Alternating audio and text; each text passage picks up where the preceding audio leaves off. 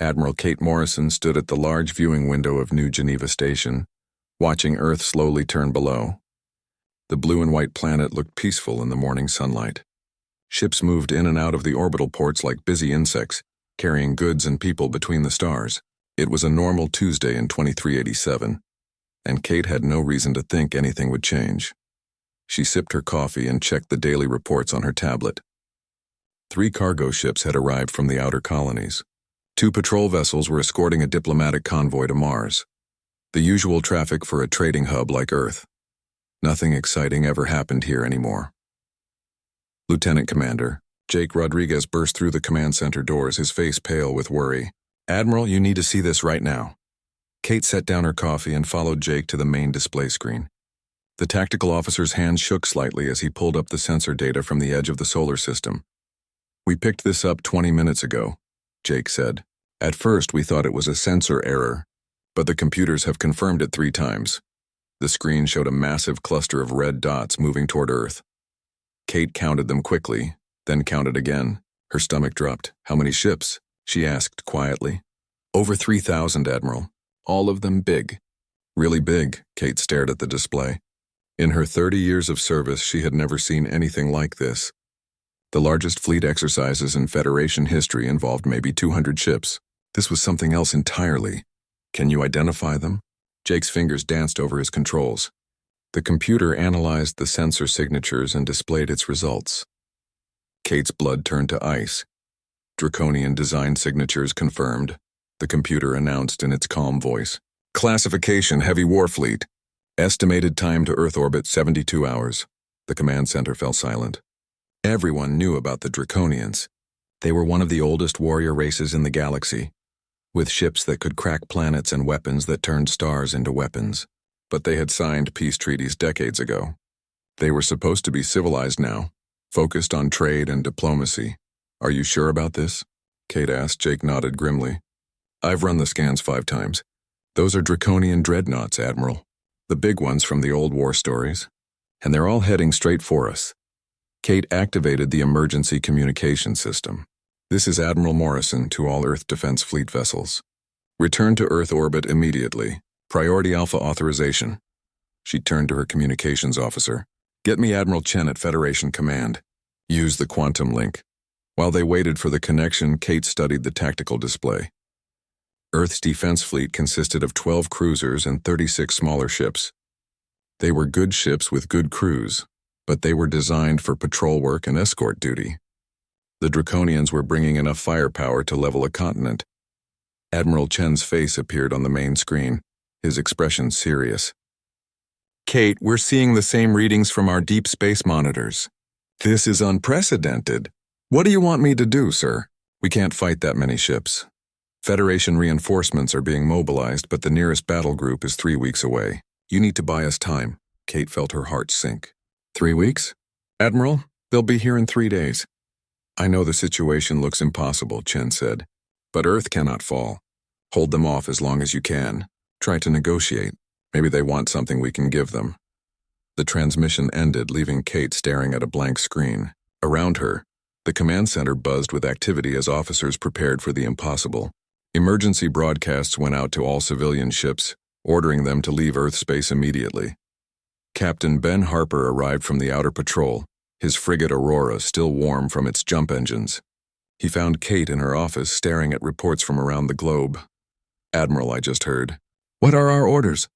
Kate looked up at the young captain.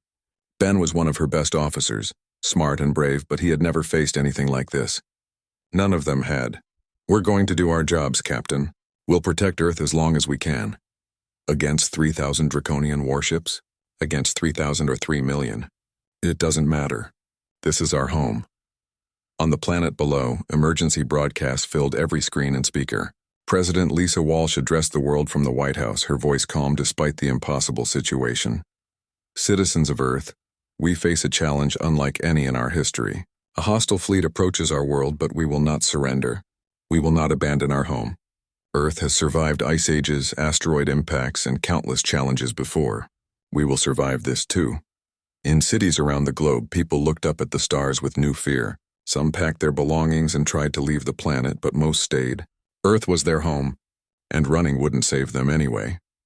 Dr. Lisa Chang worked late in her laboratory beneath Yellowstone National Park. She had been monitoring some unusual seismic readings for the past few days, but the approaching crisis pushed her research to the back of her mind. Still, something about the timing bothered her. The strange vibrations from deep underground had started exactly when the Draconian fleet appeared on sensors. Back on New Geneva Station, Kate gathered her senior officers for a final briefing. The enemy fleet had maintained perfect formation as it crossed the outer system.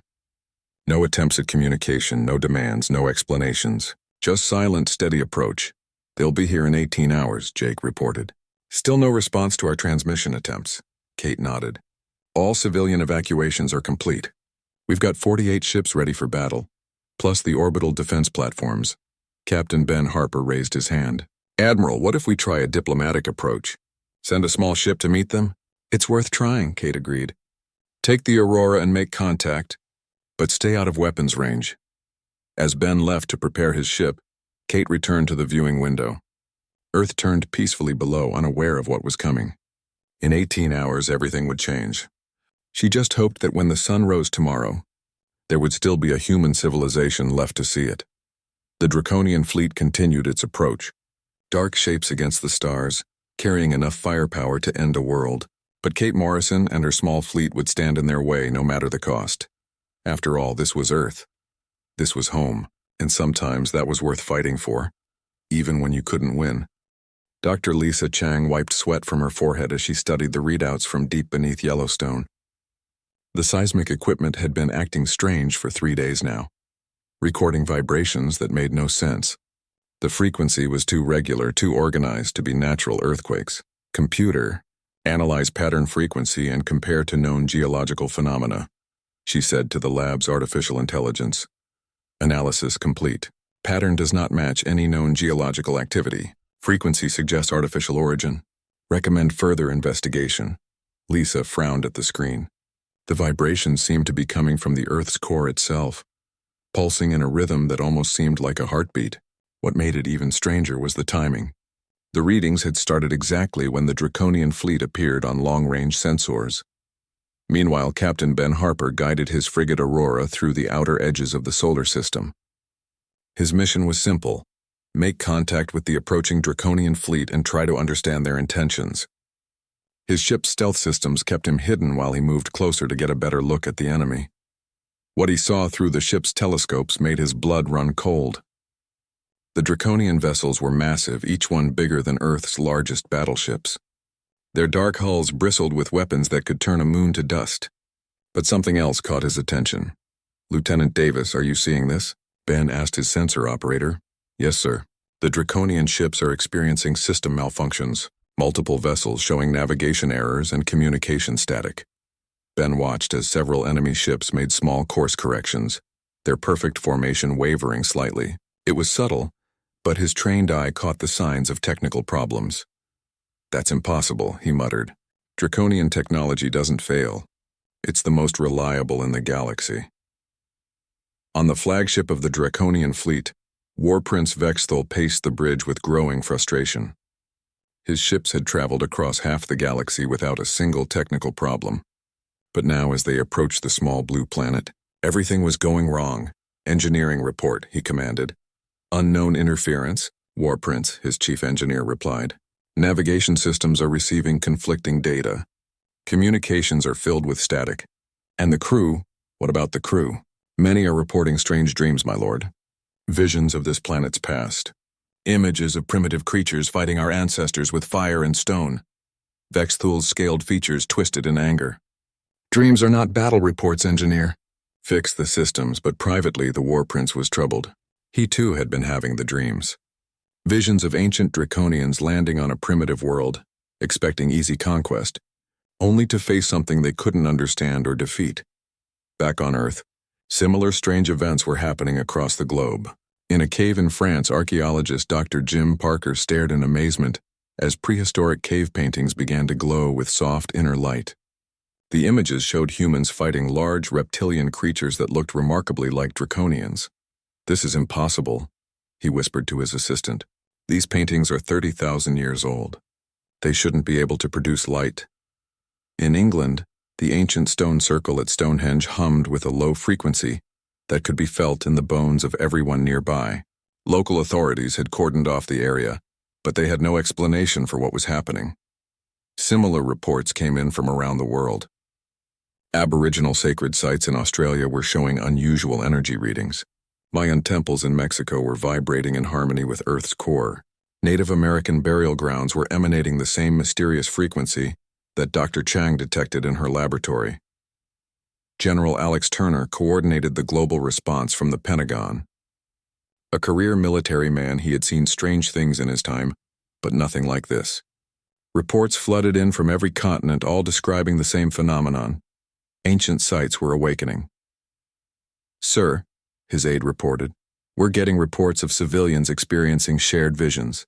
People who have never met are describing identical dreams of humans fighting dragon-like creatures." Alex rubbed his temples. "Dragon-like creatures?" "Yes, sir. The descriptions match draconian physiology perfectly, but these people have never seen a draconian in person." The most disturbing reports came from children. All over the world, young people were drawing pictures with startling accuracy, showing humans with primitive weapons facing creatures in advanced armor. The detail was impossible for children to know, yet somehow they did. In Tibet, monks at an isolated monastery reported that their sacred texts were changing. Words written in ancient languages were rearranging themselves, forming new passages about a great awakening and the return of an old enemy. War Prince Vexthul tried to ignore the growing problems with his fleet, but it was becoming impossible. More ships were reporting system failures, and crew members were becoming increasingly agitated by their shared nightmares. War Prince, his tactical officer, reported, "3 more vessels are requesting permission to drop out of formation for repairs." Denied. "We maintain course in formation," but Vexthul knew something was wrong. In his dreams, he saw his ancestors landing on this world millions of years ago, confident in their superiority. He watched them face primitive bipeds who should have been easy prey, yet somehow proved impossible to break or conquer. Dr. Lisa Chang made a breakthrough in her underground laboratory. The seismic patterns weren't random vibrations. They were organized, complex, almost like a language. More incredibly, they seemed to be responding to the approaching Draconian fleet. Computer cross-reference vibration patterns with human brainwave frequencies during REM sleep. Match confirmed.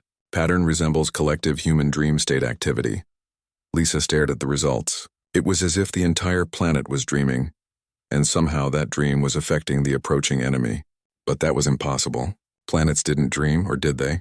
Admiral Kate Morrison watched the tactical displays from New Geneva Station. The Draconian fleet continued its approach, but their formation was becoming increasingly disorganized. Several ships had fallen behind, while others made unnecessary course corrections. "Admiral," Jake Rodriguez reported, "we're detecting system failures throughout the enemy fleet. Whatever's causing it, it's getting stronger as they get closer to Earth." Kate nodded thoughtfully. She had been a soldier long enough to recognize an opportunity when she saw one. The enemy was having problems, and problems could be exploited. "Prepare the fleet for defensive positions. And get me Dr. Chang at Yellowstone. I think she might have some answers." As the hours passed, the strange phenomena intensified. Ancient sites around the world pulsed with increasing energy. The shared dreams became more vivid and detailed. And deep beneath the Earth's surface, something that had been sleeping for millions of years began to stir. The Draconian fleet pressed forward despite their technical difficulties, driven by pride and momentum. But with each passing hour, their mighty armada seemed less invincible and more vulnerable. Earth was waking up, and it remembered old enemies. The first Draconian dreadnought entered Earth's outer defense zone at exactly 14:23 Earth Standard Time. Admiral Kate Morrison watched from New Geneva Station as the massive vessel, easily 3 times the size of her largest cruiser, moved into firing position near the moon. "All ships, defensive formation Delta 7, she commanded. "Do not fire unless fired upon." Her small fleet spread out in a protective screen around Earth, 48 ships against 3,000.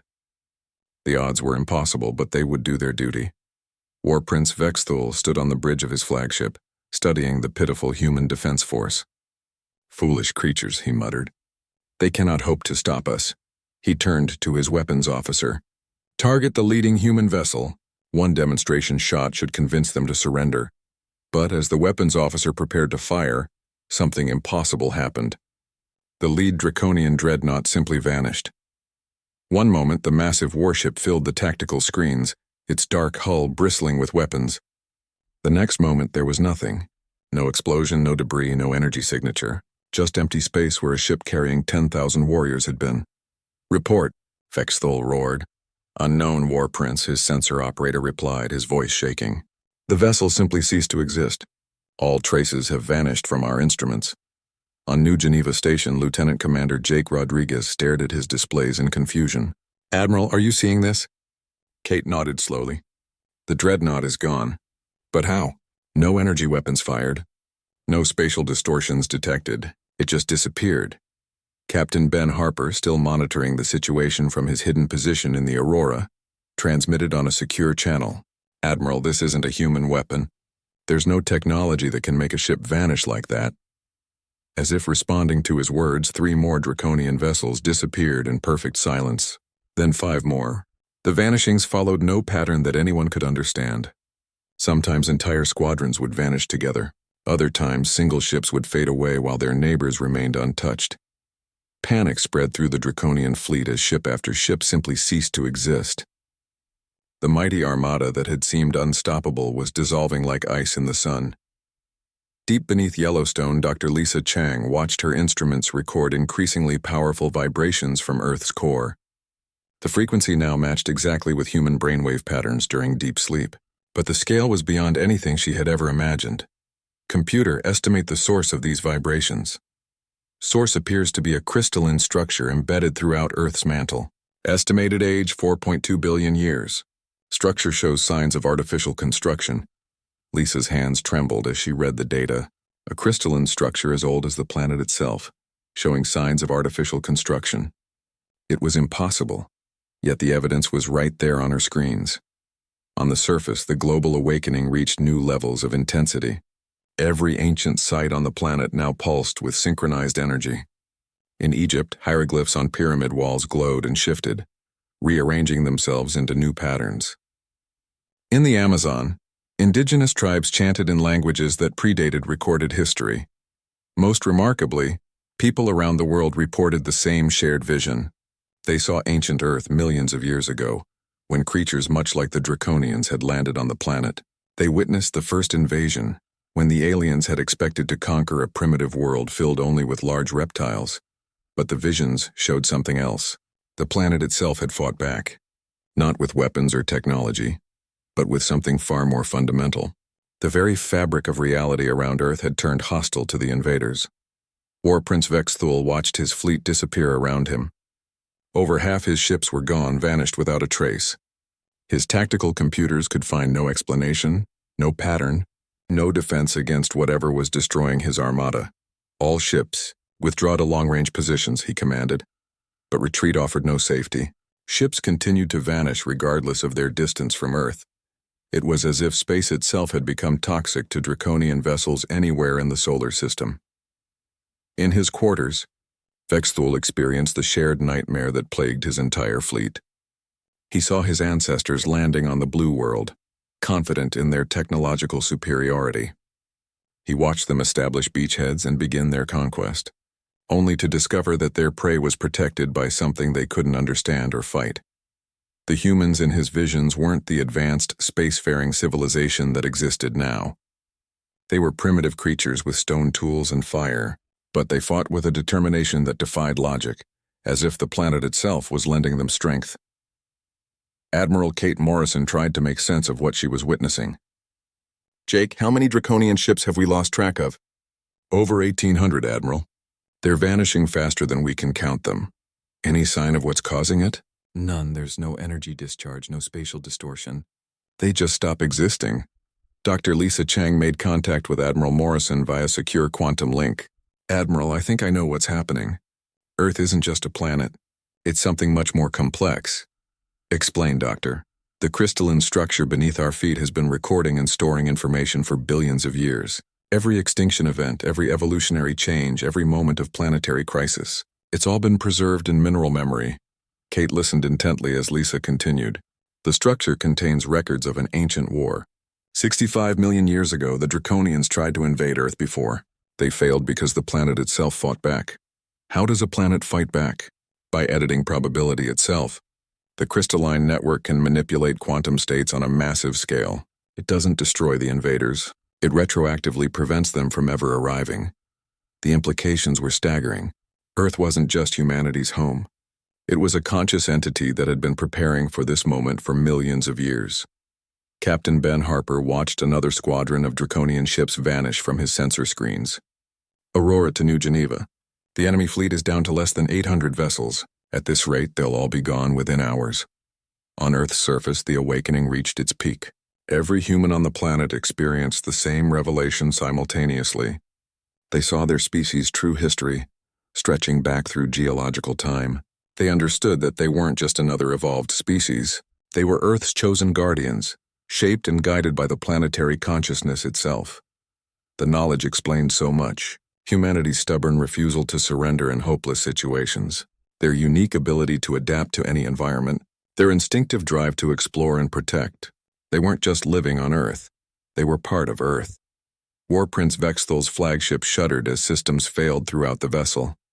His crew reported seeing humans in the corridors, primitive figures carrying fire and stone weapons, walking through bulkheads as if they were mist. War Prince, his communications officer, reported, "We're receiving a transmission from Earth."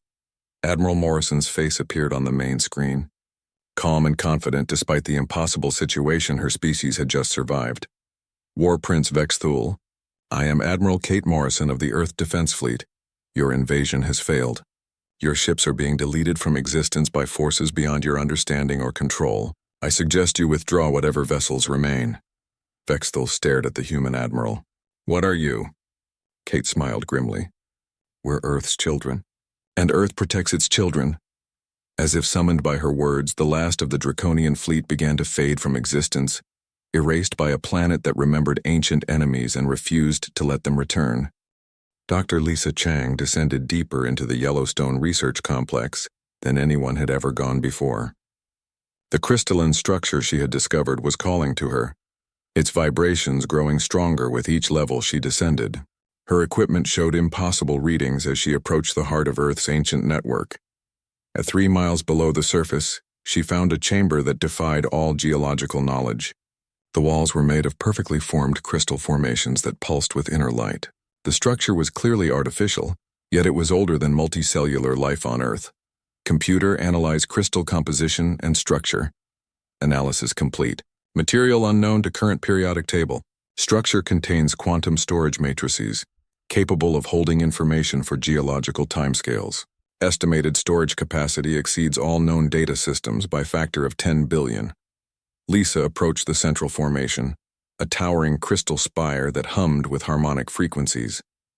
As she placed her hand on its surface, images flooded her mind. She saw Earth's true history, stretching back through impossible eons. The planet had not evolved naturally. It had been designed, crafted by beings so ancient that their civilization had risen and fallen before the first stars formed. They had created Earth as a guardian world, a sentinel to watch over this section of the galaxy. Professor Dan Mitchell arrived at the research site within hours of Lisa's discovery. The quantum archaeologist had been studying temporal anomalies his entire career, but nothing had prepared him for what he found in the crystal chamber. "This is beyond anything we thought possible," he said, studying the data streams flowing through the crystalline network. "Lisa, these formations are storing information about events that haven't happened yet." "Quantum probability mapping," Lisa replied, her voice filled with awe. "The system can calculate future threats and prepare countermeasures across geological time." Dan examined another section of the crystal matrix. "Look at this. Here's the record of the first Draconian invasion. 65 million years ago. They landed expecting to find a primitive world with large reptiles. The crystal showed him the ancient war in perfect detail. Draconian ships had descended from the sky, their warriors emerging in powered armor to claim what they thought would be an easy conquest. But they had encountered something completely unexpected. The planet itself had fought back. Not with weapons or armies, but with something far more fundamental: Earth had begun editing the quantum probability states that allowed the invaders to exist in this reality. The Draconians didn't understand what was happening, Dan said, watching the crystal records. Their warriors simply stopped existing. Not killed, not destroyed, but retroactively edited out of the timeline. Lisa nodded, and the few who escaped carried the memory back to their homeworld. It became part of their genetic memory, a deep fear of this particular planet. Meanwhile, Captain Ben Harper led a reconnaissance team to investigate a remote valley in Alaska, where Draconian ships had been vanishing at an accelerated rate. His team expected to find empty space, but what they discovered changed everything they thought they knew about Earth's history. The valley contained a perfectly preserved battlefield from 65 million years ago. Primitive humans armed with stone tools and fire stood frozen in eternal combat against Draconian warriors in advanced armor. But these weren't Homo sapiens. They were something older, something that existed before the fossil record began. Sir, his sergeant reported, these humans predate any known species. But look at their faces. Ben studied the frozen figures. Despite their primitive appearance, their expressions showed the same determined defiance he had seen in Admiral Morrison's eyes. The same stubborn refusal to yield that characterized human resistance throughout history. They're us, he whispered. Or rather, we're them. Earth shaped us to be its guardians. The battlefield told a story that no history book had ever recorded. Humans had fought alongside Earth's defenses in the ancient war, not as conquerors but as partners. The planet had chosen them, guided their evolution, prepared them for the day when the old enemy would return. War Prince Vexthal's flagship experienced complete system failure as Earth's influence grew stronger. His remaining crew reported impossible sightings throughout the ship. Primitive humans walked through walls carrying weapons of stone and fire, their eyes burning with ancient purpose. The ship's computers began displaying tactical scenarios from battles that had occurred before his species achieved spaceflight. Navigation systems showed course plots to worlds that had never existed. Communication arrays received messages in languages that predated galactic civilization. War Prince, his chief engineer reported, the quantum core is destabilizing. We're experiencing temporal cascade failures throughout the ship. Vexthal stared at the readouts in growing horror. His vessel wasn't just malfunctioning. It was being infected by Earth's quantum field, its very existence becoming uncertain. On Earth's surface, the awakening reached its final phase. Every human on the planet experienced the same shared revelation simultaneously. They saw the truth of their species' origin and purpose. Humans had not evolved naturally on Earth. They had been crafted by the planet's consciousness, shaped over millions of years to serve as its mobile defense system. Every aspect of human nature, from their stubborn refusal to surrender to their ability to adapt to any environment, had been designed for this purpose. The revelation explained humanity's unique characteristics, their emotional bonds that transcended logic, their willingness to sacrifice everything for abstract concepts like freedom and justice, their instinctive drive to explore and protect. They were not just another species that had achieved intelligence. They were Earth's immune system given form and consciousness. Dr. Lisa Chang felt the crystalline network speak directly to her mind, sharing knowledge that spanned geological ages. She learned that Earth's awakening was not unique.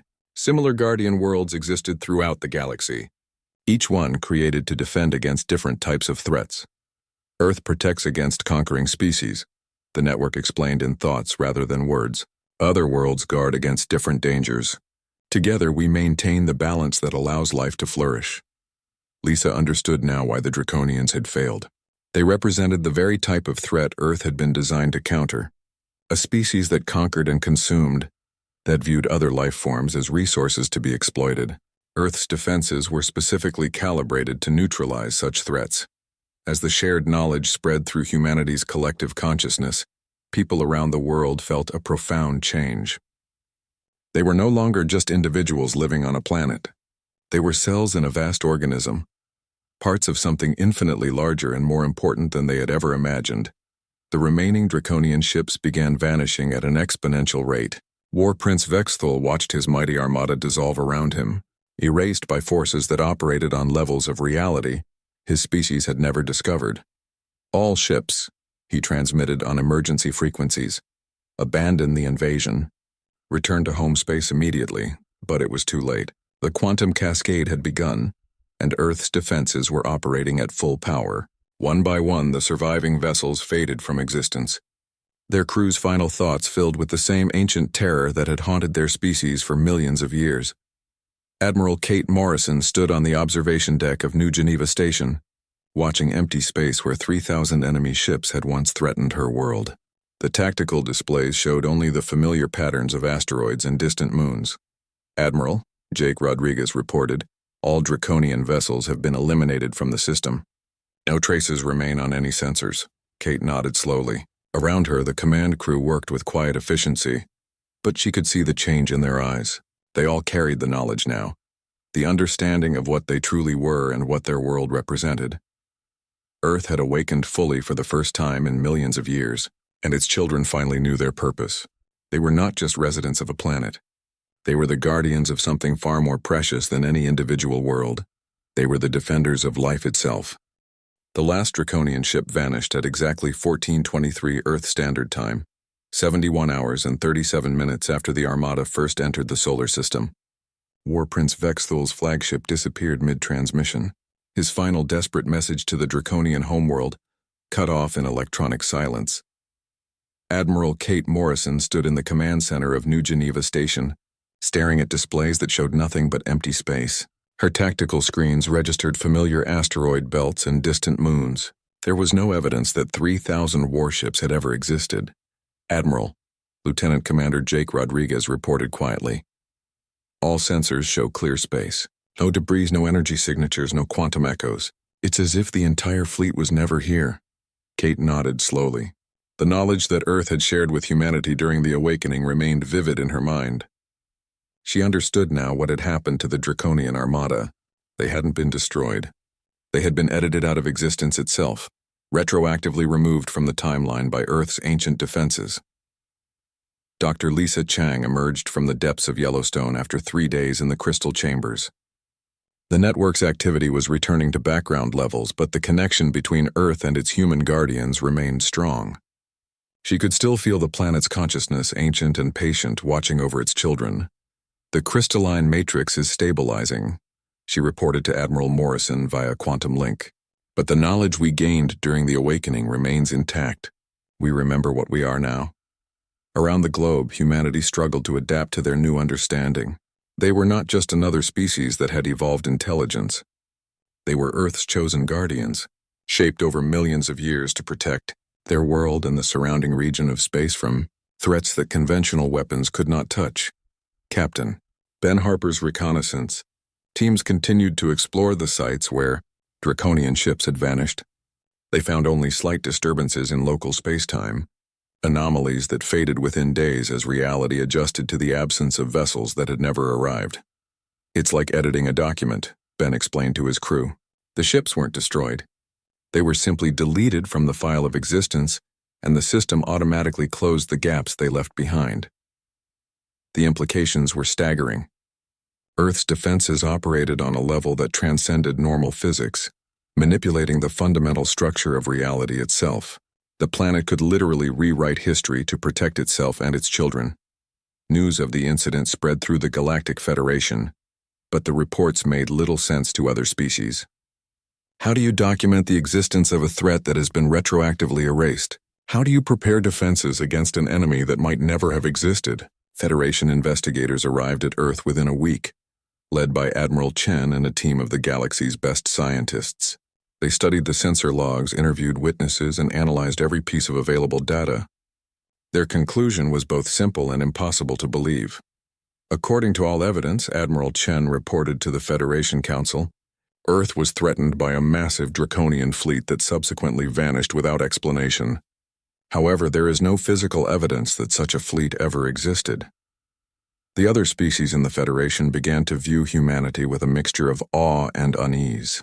Their peaceful trading partners had revealed themselves to be something far more complex and powerful than anyone had imagined.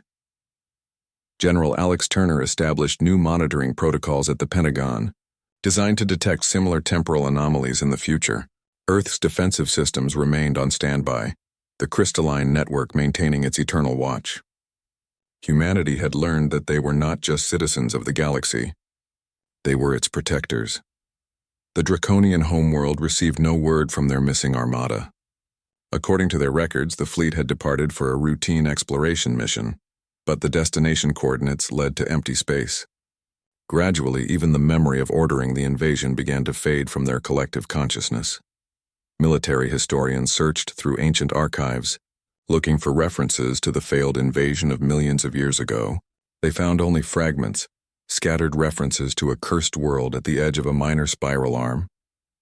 Most dismissed these as myths or legends, but some of the older Draconians remembered the ancestral fear, the genetic memory of a blue planet where reality itself became hostile to their presence. They quietly advised their leaders to avoid that region of space, though they could not explain why. Dr. Lisa Chang continued her research into the planetary consciousness that had shaped human destiny. She discovered that Earth's awakening was part of a larger network spanning the galaxy. Other guardian worlds existed, each one designed to protect against different types of threats. "We're not alone in this responsibility," she told a gathering of world leaders. "There are other planets, other species, all working together to maintain the balance that allows life to flourish.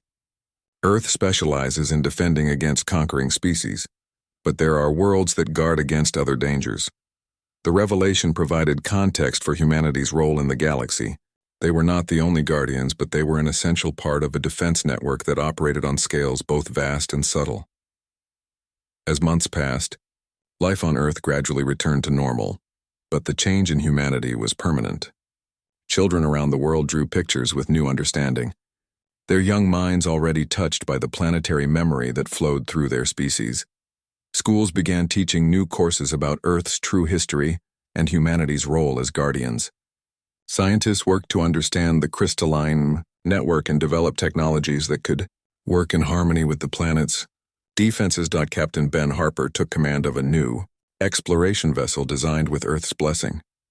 The ship incorporated crystalline elements that allowed it to function as an extension of the planetary network, carrying Earth's protection to the stars. "We're not just exploring anymore," he told his crew as they prepared for their first mission. "We're expanding Earth's sphere of influence, extending its protection to worlds and species that need our help." The galaxy slowly forgot about the Draconian Armada that never returned from a mission that officially never happened. Trade routes were adjusted to avoid the region of space where ships had reportedly vanished for unknown reasons. The incident became a footnote in bureaucratic reports, filed away and forgotten. Only humanity remembered the truth, and they understood that their role as Earth's guardians had only just begun. They were no longer just another species struggling to survive in a hostile universe. They were the children of a planet that loved them enough to rewrite reality itself for their protection. In the deep crystal chambers beneath Yellowstone, Dr. Lisa Chang continued her communion with Earth's ancient consciousness. The network shared visions of possible futures, threats that might arise in years or centuries to come. "We will be ready," she promised the planetary mind. "Your children will stand guard." Admiral Kate Morrison looked out at the stars from her office window, watching ships come and go from Earth's orbital ports. The galaxy looked peaceful from here, but she knew better now. Threats existed that most species couldn't even imagine. Dangers that required guardians willing to sacrifice everything for the sake of life itself. Her small fleet patrolled the solar system with new purpose. They were no longer just defending one world. They were protecting something infinitely more precious, the delicate balance that allowed consciousness and compassion to exist in a universe that often seemed hostile to both. The story would be passed down through generations, though most of the galaxy would dismiss it as myth. But the children of Earth would remember. They would carry the knowledge of their true purpose to the stars, spreading their protection to worlds that needed guardians of their own. In the silence of space, victory belonged to those who remembered what others forgot, and Earth's children would never forget their duty to protect the precious gift of life, no matter what form it might take or what threats might arise to challenge it. The blue planet turned peacefully in its orbit, ancient and patient, watching over its guardians as they watched over the galaxy. The network hummed with quiet satisfaction, knowing that its children were finally ready for the responsibilities that lay ahead. The galaxy might never explain what happened to the Draconian Armada, but it didn't need to. Some victories were meant to be silent, achieved not through violence but through the simple act of refusing to let evil triumph. Earth had spoken, and the universe had listened.